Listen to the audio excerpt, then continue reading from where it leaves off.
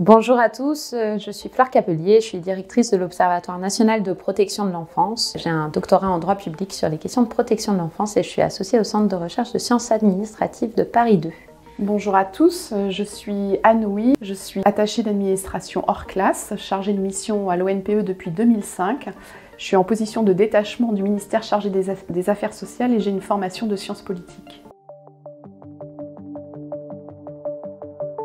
Alors à partir de 1987, j'ai eu la responsabilité des questions d'adoption au ministère en charge des Affaires sociales et j'ai travaillé sur des questions de droit, en particulier le droit du statut des pupilles de l'État, de leur adoption et également l'agrément des candidats à l'adoption. Et par la suite, en arrivant à l'ONPE, j'ai prolongé ces activités en suivant l'enquête nationale sur la situation des pupilles de l'État que le ministère des Affaires sociales a confiée à l'ONPE en 2005.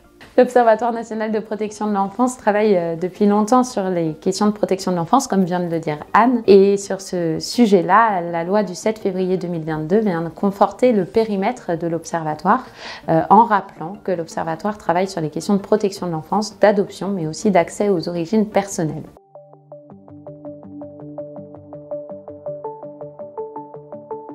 L'ONPE est très heureux d'intervenir dans ce colloque international avec l'idée de travailler sur les liens entre protection de l'enfance et adoption et la manière dont l'adoption a été et est encore aujourd'hui une mesure de protection de l'enfance, en s'appuyant d'ailleurs sur la Convention internationale des droits de l'enfant et la définition proposée dans ce cadre.